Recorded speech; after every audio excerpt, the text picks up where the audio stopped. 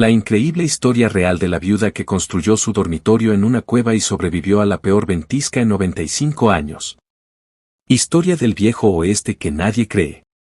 Imagina esto, 1888, en las montañas salvajes del oeste americano, donde el invierno no perdona. Una viuda de 29 años, sola, sin dinero y con una cabaña que no retenía ni el calor de una vela. Todos en el pueblo la miraban como si hubiera perdido la cabeza. Se va a morir congelada antes de Navidad, decían entre susurros.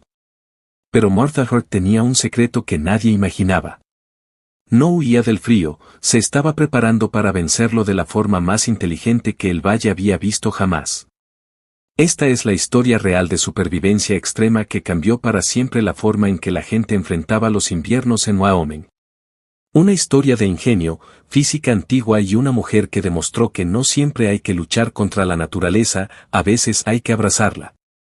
Si te gustan las historias del viejo oeste, las lecciones de supervivencia y las mujeres fuertes que rompieron todas las reglas, quédate hasta el final porque lo que pasó en enero de 1889 te va a dejar con la boca abierta. Vamos a ello.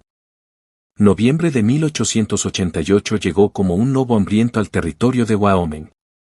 El cielo se pintaba de un gris pálido y el aire traía ese mordisco seco que anunciaba nieve gruesa. El pequeño asentamiento junto al río Wend era apenas un puñado de cabañas de madera dispersas en el fondo del valle. El humo de las chimeneas subía delgado y la gente hablaba de una sola cosa, leña. Leña significaba vida. Martha Hurt, de 29 años, era costurera. Sus manos eran fuertes y precisas, pero su corazón todavía cargaba el duelo de su marido, muerto por fiebre tifoidea solo unos meses antes. La cabaña que heredó era pequeña, de una sola habitación, con piso de pino y paredes llenas de grietas. Cada noche el viento de noviembre se colaba como un ladrón. Por la mañana, la escarcha cubría el interior de la puerta y el agua de su taza se congelaba sólida junto a la cama. Marta hacía cuentas una y otra vez mientras cosía camisas para vaqueros y arreglaba vestidos. Quemaba una semana entera de leña cada 4 días. Su pila, apilada con tanto cuidado contra la pared trasera, ya estaba a la mitad, y el invierno ni siquiera había empezado de verdad. Le quedaban 6 semanas de madera. El invierno en la cordillera Wend duraba hasta finales de marzo. Le faltaban mínimo 10 semanas. No tenía dinero para comprar más. Cortar leña sola en la nieve hasta la cintura era imposible. El orgullo no calentaba una habitación y las oraciones no partían troncos. A solo 300 yardas detrás de su cabaña se levantaba un enorme afloramiento de piedra caliza, alto y sólido como una muralla natural. En su base había una cueva poco profunda, más un saliente protegido que una caverna oscura. Medía unos 12 pies de profundidad y 9 de ancho. La entrada miraba al sureste, justo en dirección opuesta a los vientos brutales del noroeste que azotaban el valle. Marta había usado ese lugar en verano para guardar leche. Notó algo curioso, la temperatura dentro se mantenía fresca y estable aunque afuera subiera y bajara como loco. Una mañana temprana de noviembre, Marta tomó una manta de lana, una vela y caminó hasta allí con una idea que sonaba loca incluso para ella misma. ¿Y si duermo aquí?, pensó. Encendió la vela. La llama casi ni se movía. El aire estaba calmado. Las paredes de caliza se sentían frescas pero no heladas. Extendió la manta y pasó la noche. Al amanecer tenía la respuesta que necesitaba. La cueva había mantenido 58 grados Fahrenheit durante toda la noche oscura. Su cabaña, sin fuego, había caído a 34 grados. Ni un solo tronco quemado. La piedra lo había hecho todo sola. Esa misma mañana Marta tomó la decisión que le salvaría la vida. Dejó de dormir en la cabaña. En 3 noches ya había trasladado su petate, un pequeño baúl con ropa y su lámpara de aceite de arcilla. Al final de la primera semana colgó una lona alquitranada sobre la entrada, dejando un pequeño espacio arriba para que circulara el aire. No quería sellar todo y morir asfixiada. En la segunda semana llevó piedras del río y las colocó en un círculo justo dentro de la entrada. Cada tarde encendía un fuego pequeño, solo ramas secas, no una hoguera gigante. Las llamas lamían las piedras, que se calentaban lento. La caliza de las paredes absorbía ese calor como una esponja y lo devolvía durante la noche de forma suave y constante. Marta aprendió rápido, más fuego no significaba más calor. La cueva necesitaba paciencia, no fuerza bruta. Construyó una plataforma de madera con restos de pino y levantó su cama a 8 pulgadas del suelo. El aire frío se quedaba abajo, el cálido flotaba arriba. Ella dormía justo en el medio, envuelta en lana, despertando cada mañana con una sonrisa. Su pila de leña casi no bajaba. Mientras sus vecinos quemaban troncos como locos, Marta usaba un puñado de ramas. La gente del pueblo se enteró pronto. Samuel O'Dabbs, el carpintero, la vio saliendo de la cueva al amanecer con su manta doblada. Ahora vive en un agujero como un animal, le contó a Dutch Crunch en el aserradero. Las habladurías volaron, la viuda Vic se volvió loca desde que murió su marido. ¿Qué clase de mujer cristiana duerme en una cueva? Nadie le preguntó por qué. Solo murmuraban. Una tarde, la señora Alejandra, que vivía cerca, le arreglaba una falda y no se aguantó. ¿Sabes que todos hablan de ti? Marta siguió cosiendo sin levantar la vista. Duermo caliente, respondió con calma. Eso es lo único que importa. Enero de 1889 trajo la peor ventisca que el valle había visto en 95 años. No llegó con truenos ni cielos negros. Llegó en silencio, como los peores desastres. El 9 de enero, antes del amanecer, el viento cambió. Para el mediodía nevaba fuerte. Al atardecer la nieve venía de lado, horizontal, con vientos de casi 40 millas por hora. La temperatura cayó en picada, 12 grados al mediodía, 6 al anochecer, bajo cero antes de medianoche. Durante 3 días y 3 noches la tormenta no dio tregua. La nieve se amontonó en paredes de 8 pies. Las chimeneas de las cabañas se taparon con hielo y el humo regresaba adentro. La leña apilada afuera se empapó y se volvió inútil. Familias enteras quemaron sillas, mesas y tablas de porche. Dentro de las cabañas la temperatura bajaba a 28 o 30 grados aunque el fuego ardiera día y noche. Los niños dormían 3 en una cama, con escarcha en el cabello. 2 ancianos del valle no lo contaron, hipotermia pura. El frío se los llevó. Y mientras tanto, ¿qué pasaba en la cueva de Marta? Ella despertaba cada mañana sin temblar. El afloramiento de caliza protegía la entrada del viento directo. La lona temblaba pero aguantaba. El pequeño espacio de ventilación dejaba entrar aire fresco sin dejar pasar la tormenta. La temperatura dentro nunca bajó de 48 grados. Incluso cuando afuera marcaba 23 bajo cero, la cueva se mantenía estable entre 48 y 61 grados Fahrenheit. Marta solo alimentaba su pequeño círculo de piedras con un puñado de ramas cada tarde. El calor se guardaba en la roca y volvía suave toda la noche. Su jarra de agua nunca se congelaba.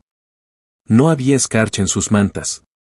Su pila de leña, protegida bajo un pequeño techo que ella misma armó, seguía casi intacta.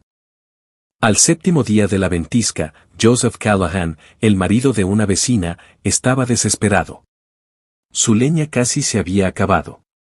Había quemado 2 cordeles completos en menos de una semana.